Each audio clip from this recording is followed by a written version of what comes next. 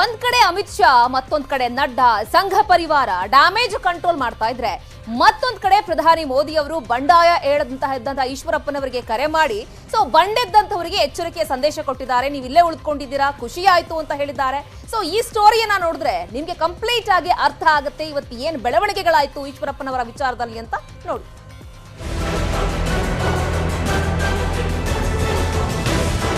ಬೆಳಿಗ್ಗೆ 7 ಗಂಟೆ ಸಮಯ ಈಶ್ವರಪ್ಪರಿಗೆ ಒಂದು ಫೋನ್ ಕಾಲ್ ಬಂತು. ಆ ಫೋನ್ ಕರೆ ಮಾಡಿದ್ದು ಬೇರೆ ಯಾರೂ ಅಲ್ಲ, ಪ್ರಧಾನಿ ನರೇಂದ್ರ ಮೋದಿ.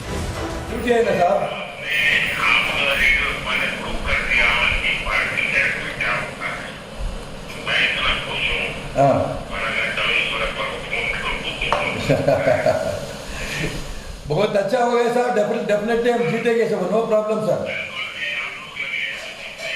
डेफिनेटली हम जीतेंगे सर.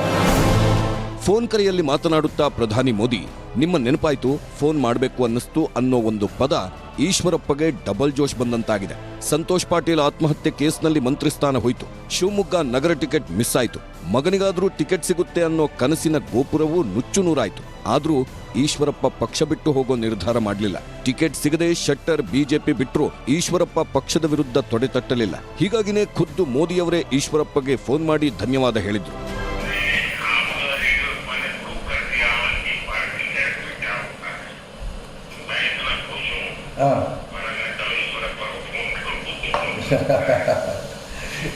बहुत अच्छा हो गया सर, डेफिनेटली हम जीतेंगे सर, नो प्रॉब्लम सर,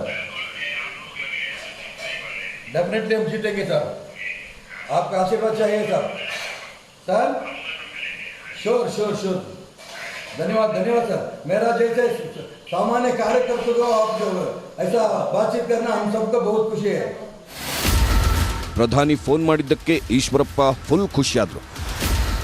ಸಾಮಾನ್ಯ ಕಾರ್ಯಕರ್ತರು ಕೂಡ ಈ ದೇಶದ ಒಬ್ಬ ಪ್ರಧಾನಮಂತ್ರಿ ಒಂದು ಸಣ್ಣ ಕೆಲಸ, ಸಂಘಟನೆ ಒಂದು ಸಣ್ಣ ಕೆಲಸ, ಮೆಚ್ಚಂತ ಕೆಲಸ ಮಾಡಿದ್ದಕ್ಕೆ ಪ್ರಧಾನಮಂತ್ರಿಯವರು ಕೂಡ ಬೆಂಬಲ ಕೊಡ್ತಾರೆ ಅಂತಂದರೆ ನಿಜಕ್ಕೂ ಇದು ಭಾರತೀಯ ಜನತಾ ಪಾರ್ಟಿಯ ಒಂದು ವಿಶೇಷ ಅನುಮತಿ ಈ ಸಂದರ್ಭದಲ್ಲಿ ನೆನಪು ಪಡ್ಕೊಳ್ತೀನಿ. ಟಿಕೆಟ್ ತಪ್ಪಿದ್ರೂ ಪಕ್ಷಕ್ಕೆ ನಿಯತ್ತಾಗಿರುವುದಕ್ಕೆ ಮೆಚ್ಚುಗೆ ವ್ಯಕ್ತಪಡಿಸುವುದು ಮೊದಲ ಕಾರಣ. ಟಿಕೆಟ್ ಮುಖ್ಯವಲ್ಲ, ಅಭಿವೃದ್ಧಿ ಪಕ್ಷ ಮುಖ್ಯ ಎಂಬ ಸಂದೇಶ ರವಾನೆ. ಎಲ್ಲ ಕಾರ್ಯಕರ್ತರನ್ನು ಪಕ್ಷ ಗಮನಿಸುತ್ತೆ ಅನ್ನೋ ಸಂದೇಶ ನೀಡೋದು. ಟಿಕೆಟ್ ಕೈ ತಪ್ಪಿದ್ರೂ ಪಕ್ಷದಿಂದ ಕೈ ಬಿಡುವುದಿಲ್ಲ, ಹಿರಿಯರನ್ನ ಗೌರವದಿಂದ ನಡೆಸಿಕೊಳ್ಳುತ್ತೇವೆ ಅಂತ ಮೆಸೇಜ್ ನೀಡೋದು. ಪಕ್ಷ ತೊರೆದವರಿಗೂ ಇದು ಎಚ್ಚರಿಕೆಯ ಪಾಠ ಆಗಲಿ ಅನ್ನೋ ಜೊತೆಗೆ ಮುನಿಸಿಕೊಂಡ ಕಾರ್ಯಕರ್ತರಿಗೆ ಮದ್ದು ನೀಡುವ ಉದ್ದೇಶದಿಂದ ಫೋನ್ ಮಾಡಿದ್ದಾರೆ ಅನ್ನೋದು ರಾಜಕೀಯ ಪರಿಣತರ ಅಭಿಪ್ರಾಯ.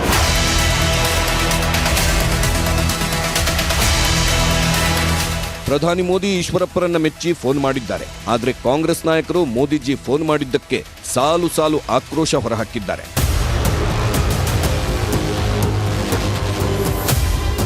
ಮೋದಿಯವರು ಈಶ್ವರಪ್ಪನವರಿಗೆ ಕರೆ ಮಾಡಿ ಶ್ಲಾಘಿಸಿದ್ಯಾಕೆ? 40% ಕಮಿಷನ್ ಲೂಟಿ ಮಾಡಿದ್ದಕ್ಕ, ಸಂತೋಷ್ ಪಾಟೀಲ್ರ ಜೀವ ತೆಗೆದಿದ್ದಕ್ಕ, ಭ್ರಷ್ಟಾಚಾರದ ಪೋಷಣೆ ಮಾಡಿದ್ದಕ್ಕ. ಕಮಿಷನ್ ಬಗ್ಗೆ ಪತ್ರ ಬರೆದರೂ ಪ್ರತಿಕ್ರಿಯೆ ನೀಡದ ಮೋದಿ ಕಮಿಷನ್ ಲೂಟಿಕೋರನಿಗೆ ಬೆಂಬಲಿಸಿದ್ದಾರೆ ಅಂತ ಟ್ವೀಟ್ ಹಾಕಿದ್ದಾರೆ ಕಾಂಗ್ರೆಸ್ಸಿಗರು. ಅಷ್ಟೇ ಅಲ್ಲ, ರೌಡಿಗಳಿಗೆ ಕೈ ಮುಗಿಯುತ್ತಾರೆ, ಭ್ರಷ್ಟಾಚಾರಿಗಳಿಗೆ ಕರೆ ಮಾಡಿ ಪ್ರೋತ್ಸಾಹಿಸುತ್ತಾರೆ, ಭ್ರಷ್ಟಾಚಾರದ ದೂರುಗಳ ಪತ್ರಗಳಿಗೆ ಮಾತ್ರ ಮೌನ ವಹಿಸುತ್ತಾರೆ. ಭ್ರಷ್ಟಾಚಾರಕ್ಕೆ ಮೋದಿಯೇ ಮಹಾಪೋಷಕರು ಅಂತಾನು ಕಾಂಗ್ರೆಸ್ ಟ್ವೀಟ್ ಹಾಕಿದೆ. ಕೊನೆಗೆ ಮೋದಿಯವರಿಗೆ ದಮ್ಮು ತಾಕತ್ತು ಇದ್ರೆ ಒಂದೇ ಒಂದು ಬಾರಿ ಗುತ್ತಿಗೆದಾರರ ಸಂಘದವರೊಂದಿಗೆ ಮಾತನಾಡಿ, ಒಂದೇ ಒಂದು ಬಾರಿ ಆತ್ಮಹತ್ಯೆ ಮಾಡಿಕೊಂಡ ಸಂತೋಷ್ ಪಾಟೀಲ್ ಕುಟುಂಬದೊಂದಿಗೆ ಮಾತನಾಡಿ, ಒಂದೇ ಒಂದು ಬಾರಿ PSI ಹಗರಣದಿಂದ ಸಂತ್ರಸ್ತರಾದ ಅಭ್ಯರ್ಥಿಗಳೊಂದಿಗೆ ಮಾತನಾಡಿ ಅಂತ ಸವಾಲು ಹಾಕಿದ್ದಾರೆ.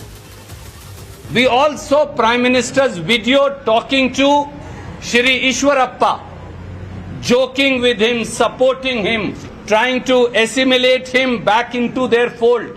I ask you, as a citizen of India, Mr. Prime Minister Modi, wasn't Mr. Ishwarappa sacked as a minister because a BJP leader and worker Santosh Patil committed suicide and wrote in his death note that he is committing suicide because 40% commission was being demanded from him by the minister. ಪ್ರಧಾನಿ ಮೋದಿ ಅವರೇ ಈಶ್ವರಪ್ಪರನ್ನ ಮೆಚ್ಚಿಕೊಂಡಿದ್ದು BJP ಅವರಿಗೆ ಹುಮ್ಮಸ್ಸು, ಕಾಂಗ್ರೆಸ್ಸಿನವರಿಗೆ ಸಿಟ್ಟು. Bureau report, news 18.